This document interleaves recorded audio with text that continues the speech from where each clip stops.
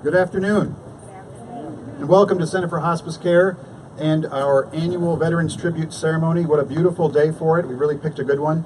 So thank you so much for coming. It's a wonderful chance to reflect and to remember on the sacrifices of so many. So we're so thrilled to have you today and to rename the memorial for a special person you'll hear more about later. As we begin the program, it is now my great pleasure to introduce the President and CEO of Center for Hospice Care and the Hospice Foundation, Mr. Mark Murray. Center for Hospice Care is an independent, not-for-profit agency which provides hospice and palliative care services across 9 counties in northern Indiana. We've been in existence for over 38 years and today have 4 care offices located in South Bend, Plymouth, Elkhart, and our newest one in LaPorte. We also have 2 hospice inpatient units, one in South Bend and one in Elkhart. We also own and operate Milton Adult Day Services in South Bend. And we also have this beautiful growing campus right here in Mishawaka, where we are building a new clinical staff building just to the east of our main building, and then a brand new 12-bed hospice inpatient unit, which is further to the east, and that will be known as the Ernestine M. Racklin House. Throughout our history, we've cared for more than 36,600 patients, and this year, for the 5th consecutive year, we expect to care for more than 2,000 patients, which places Center for Hospice Care in the top 3% of all hospice programs in the United States. And there are now just about 6,500 hospice offices across the nation. We are honored to serve our nation's veterans, and they are a significant component for who we provide services. Center for Hospice Care is a national We Honor Veterans campaign partner. That is a collaboration between the Department of Veterans Affairs and the National Hospice and Palliative Care Organization. Its purpose is to raise awareness among veterans regarding the end-of-life services and the many benefits that are available to them. This is very important when you consider that today in the United States, 7,452 people will die, and 1 in 4 of them will be a veteran. 25% of all people dying in America today are veterans. So as part of the special We Honor Veterans program, our goal is for this community to be able to address veterans' end-of-life care needs and to serve them as they have served us. Center for Hospice Care is proud to have achieved the highest designation, level 4, a 4-star level in the We Honor Veterans Partner Program. And as a level 4 partner, we integrate into our staff and volunteer orientation and education veteran-specific content. We provide special programming like pinning ceremonies for veterans that are our hospice patients. And sometimes during these very emotional ceremonies for our veteran hospice patients, one of the veterans will look up and say to our staff, "You know, nobody has ever thanked me before." So saying thank you for your service, remembering that and never forgetting is what this Veterans Memorial is all about. I would sincerely like to thank all of you here tonight who are donors of plaques, trees, and bricks in memory of your loved ones. These gifts help us to maintain and sustain this beautiful Veterans Memorial. And tonight is a very special night as we rededicate this Veterans Memorial in memory of Captain Robert J. Hiler, Jr. This is thanks to a very generous gift from the Robert J. Hiler Family Foundation, and there are many members here tonight of that foundation, and we sincerely appreciate your generosity. And it was also given on behalf of Jack and Catherine Hiler. And Jack and Catherine, who are right over here, have been very supportive and generous to this hospice program for many decades. Catherine is a former board member and served as board chair for both the Center for Hospice Care and Hospice Foundation over a period of 12 years.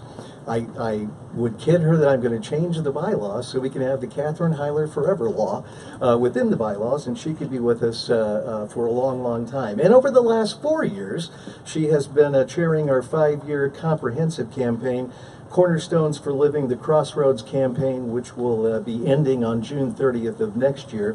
And it has been very, very successful so far, due to a large extent to Catherine's exceptional leadership. So now it is my honor to introduce Jack Hiler, who will say a few words as we prepare to rededicate this memorial as the Captain Robert J. Hiler Jr. Veterans Memorial. Please help me welcome Jack Hiler.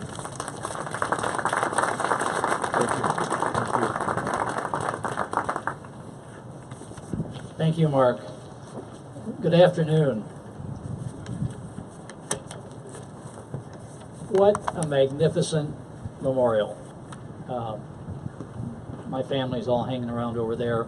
Our brother and Uncle Bob would have been very touched to be remembered alongside his fellow veterans at this memorial site. My extended family would like to thank Mark and Mike and Chris and Pete and all the many employees and volunteers of the Center for Hospice Care for including this memorial in this beautiful new campus and giving us and all the families and friends of the veterans who will be remembered here now and in coming years the opportunity to remember our loved ones in this beautiful setting. Bob passed away 15 years ago at the age of 59. He was way too young to cash his chips in, but he lived a full life. Bob was single, but he was a very devoted family man. He treasured his younger sister Tricia, tolerated and loved his closest sibling Larry, as only siblings close in age do, and reveled in the political life of his brother Jack. He adored his sister-in-laws, Catherine and Janet, and greatly respected his brother-in-law Dan.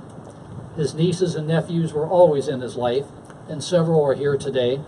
Laura and her husband Andy, and their son Michael, Allison, Caitlin and her husband Jake, and their daughter, the newest member of the family, Reagan. You have to believe that child would have been given extra special consideration at Christmas. Megan and Brady. Nieces Virginia, Morgan, Haley, and Aaron, and nephew Connor, and 4 other great nephews were unable to join us today. Family is also represented here today by Bob's late cousin, as close as a brother, Ed Hiler's wife Sue, and their daughter Melissa, and her husband Tom. Bob was both a simple and a complex man. The simple was what he found enjoyment in: family, friends, his business life, altruism, and philanthropy, all things Republican, prime rib, and VO Manhattans. And depending on the time of the day of the week, or the week of the month, the order of the above changed. The complex was how he lived and enjoyed the simple. He didn't just enjoy his family. He went on international trips with his mother, with his sister-in-law and nieces, with his friends. He flew to the Washington area hospital shortly after Allison was born to bring Catherine roses. He took his nieces and nephews to lunch and had them over to swim in his pool. Bob wasn't just in business. Yes, he was involved in the family foundry business, but he was also an active investor with other family members in a grain elevator business, in the banking business, in a high production machine shop. He owned several bars, to the consternation of his siblings. He was a part owner in a restaurant, in farmland, in a production movie business, and several other enterprises as well. Bob didn't just contribute to a few charities. He contributed time and treasure to many, many charities, and he gave of his treasure liberally. Bob didn't just vote Republican. He became the Indiana Republican State Committee treasurer. He was the Republican National Committeeman from Indiana for many years. He was a delegate to many Republican national conventions and Indiana state Republican conventions. Vice presidents and governors, congressmen and senators, mayors and state representatives called seeking his advice and input and treasure, all of which he provided. And Bob didn't just eat prime rib and drink Manhattans. He could tell you the best place to get prime rib in every large city in America, and knew within a half a sip if his VO Manhattan was prepared properly. Bob was a voracious reader. He loved art. He enjoyed riding horses in Wyoming, liked his cars, although he wasn't the best driver, and he believed that if a car or a truck needed the oil changed or the tires replaced, it was time to get a new one. Our brother also found the simple and complex during his time in the service. Drafted into the Army during the Vietnam conflict, Bob was about the most unlikely warrior of anyone that you could imagine.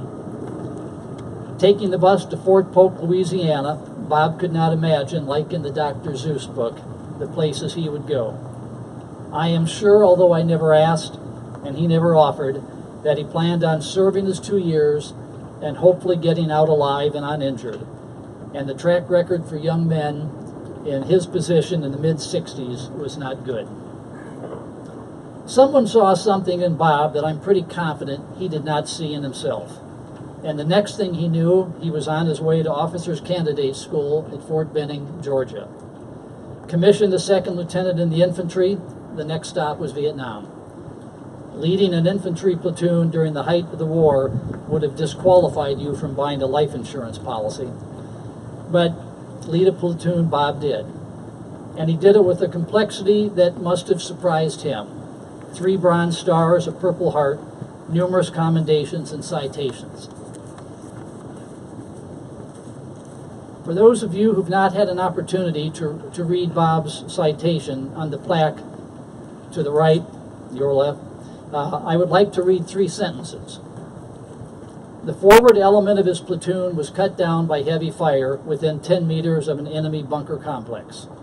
Completely disregarding his own safety, Lieutenant Hiler crawled 20 meters under heavy fire to a wounded man's position, destroying a bunker along the way with a well-aimed grenade. Lieutenant Hiler then pulled the casualty back across the open area to safety. I have no clue from where Bob's strength came that day, from his upbringing, from his God, from his devotion to friends, from his sense of responsibility to those under his command. I have no idea. And I doubt Bob ever heard from that soldier after he left the service. And that would not have bothered Bob. If Bob ever thought about that soldier, though, his thoughts would have been that he hoped he had as full and meaningful life as Bob did after he returned to civilian life. As is the case with the others being honored today, military service did not define who Bob was. Bob defined his military service. In looking down the list of those honored today and the various plaques and bricks already here, there aren't any generals or admirals. There are a lot of sergeants and corporals and petty officers and privates and lieutenants. Your friends and loved ones did their duty, served their country honorably, and came home to raise families and support their schools and churches and community. The military wasn't their life, it was a part of their life. They lived it well, and we honor them today with our presence and our love. God bless America and the men and women who have defended her for 242 years. Thank you again so much for coming. Your presence is extremely important to us, and to honor veterans and to have your presence here is wonderful. Please spend as much time as you'd like looking at the plaques and bricks and the new plaque that's been installed. Take in the experience as long as you'd like. And when you're ready to come in, we have some delicious food, some drinks, and most importantly, some hot coffee waiting for you when you come in. So thank you so much for being here, and we'll see you inside at the reception.